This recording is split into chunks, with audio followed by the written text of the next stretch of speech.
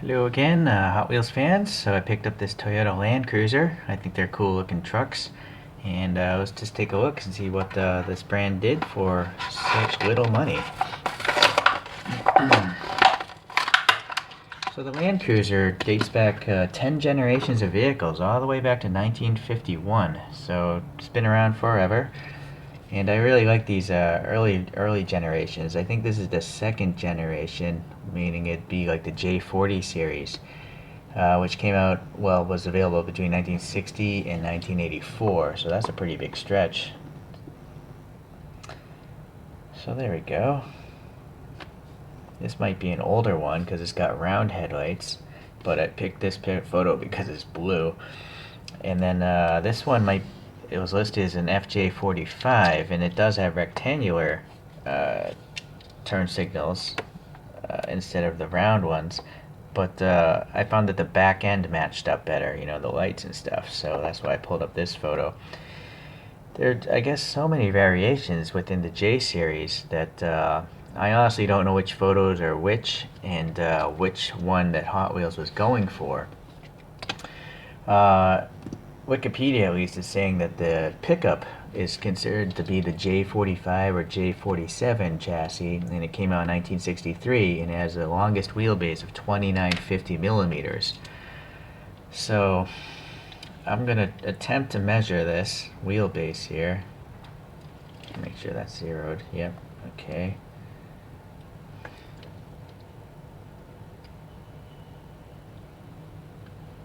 .42. No, wait, see, this is so difficult. 41.6? I would say 41.5. Yeah, as suspected, this is a really small scale, 170-ish.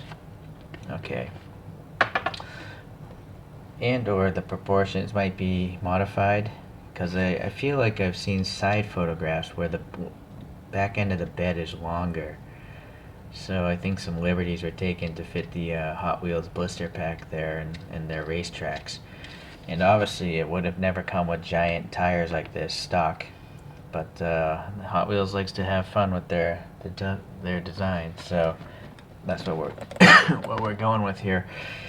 Okay, well, let's take a look at these details here. Yeah, some decent casted in details. If anyone, I don't really know, what is this opening for? I see it on the side of these things. It's only on this side of the vehicle. Is it some sort of access port to like a battery or something? I don't know. These things are door hinges, external door hinges. Here's a door handle. Little tie down points there. And then the front end, yeah, we got the rectangular turn signals. And it is accurate to certain photographs. I just don't know what year. And it's nice to see the graphics, you know. It's nice to see the headlight have some sort of like reflections in it. Toyota badge looks good. We got a little winch or something, and then some toe rings. So that's pretty cool. The hood details look pretty neat. I'm assuming these are supposed to be like tie downs, and then the hinges again on the outside. You know, that's a pretty clear window, actually. It's one of the clearest windows I've seen from Hot Wheels. It's really good. Maybe it's because the piece of glass is just so flat. And it's great to see that there's no side windows, so you can kind of see the lame details. I'm sure it's not the greatest interior, right? Well, you got some ribbing on the seat and stuff. Can't expect too much from the brand here for the price point. Okay, so yeah, you got the bed, the black plastic here of the base, and then that might maybe, I don't know, I'm not sure if I'm going to paint that or not. And it's interesting, they put in this little roll hoop here, and it's got a funky window because of it. I don't know why they would have these three stripes running into the molding. It's, I don't know. It seems odd. Okay. So yeah, the back end does look nice. I mean, you got the Toyota printed on there, 4x4, and then the backup lights, brake lights, all that stuff. And I'm guessing these are external hinges again. Yeah, there's some changes. This one has 4 hinges. That photograph had 3, but again, the running changes over 25 years of production or 24 years of production. Tie downs. This is these are the handles to release the gate.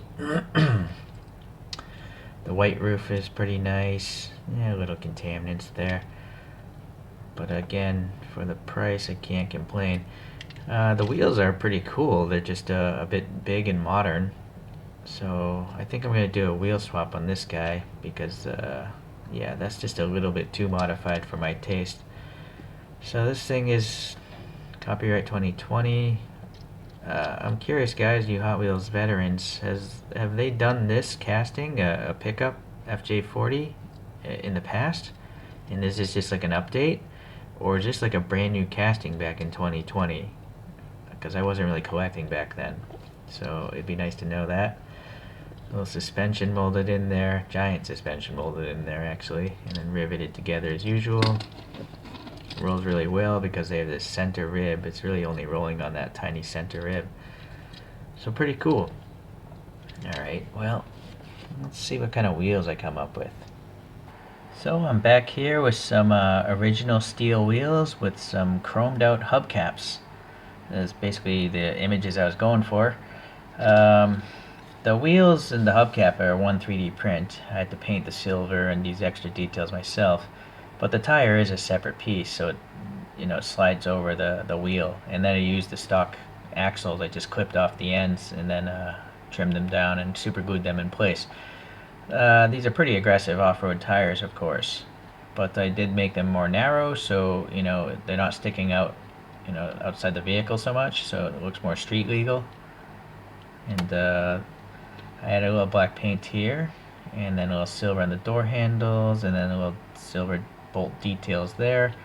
And I took the liberties to chrome out the tailgate releases. The real ones are body colored, but hey, it's my Hot Wheels. I'll do what I want. Okay, let's get the solar spinner out and compare it to a couple other diecasts. I did find a new front image where the turn signals are square. I don't know what year of Land Cruiser it is, but this does look quite similar now to this this model. It's even got that a steel roll hoop back there. So, okay. Well, I do have this green light. It's a Nissan Patrol.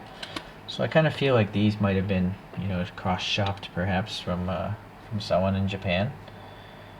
Man, the Nissan Patrol, the tires are so skinny on it, it just makes no sense. I don't understand why Greenlight did that. Like, they're like World War II kind of narrow tires. They're just, even World War II tires might be wider than that, like the original Jeep. So it's really strange, their decision on that one. Minus that, I do like it though. I like the boxy look of these SUVs. And then I have a different review here of the Tomica Limited Vintage. It's a Land Cruiser, and I think it's possibly the generation after this one. Maybe it's the FJ56 or something. Sorry, correct me if I'm wrong. Or I don't know. I'll just have to maybe add a note. So we measured the dimensions, but I gotta say it doesn't look that far different in scale than the TLV. I'm pretty sure the TLV actually is a true 1/64 scale, model, because from what I understand, they actually bring these vehicles, real life vehicles, into their studios to measure them or 3D scan them or whatever. But let's take a look at the wheelbases here, right? They're quite similar. So I think that part of me thinks this doesn't look so bad. Because I would imagine if you're going to make a van version of a Land Cruiser, it would, use the longest wheelbase. And the internet did tell me the pickup uses the longest wheelbase. Are they sharing the same chassis? I don't know. Or is this more modern one even longer than this last generation pickup? Maybe that's the case. Well, mysteries of real vehicles that diecast collecting brings up. Alright, well, as usual, Hot Wheels does a good job, especially for the price. I did find out a tiny bit more information that was interesting. This is called the Toyota Macho when it's sold in Venezuela. So I think that's really one of the cooler names, or funnier names in the automotive realm, the Toyota Macho. And then these things are powered by inline 6 cylinders, either 3 up to 4.2 liters, making between 80 and 130 horsepower. So not speed demons, but dead reliable. You know, these things are, it's a Toyota, right? So it's a reliable off-road vehicle put out by Toyota, and that's why the Land Cruisers still exist today. Alright, well, there seems to also be a big wave of Land Cruiser castings out there. You know, the ones that come after this one. So the more, I guess, rounded profiles, the less boxy ones. And I know there's at least 3 different castings.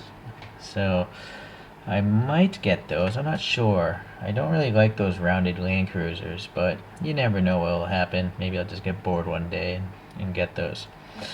Alright, well, as usual, I do appreciate you taking the time to stop on by, and hopefully I'll catch you the next time around.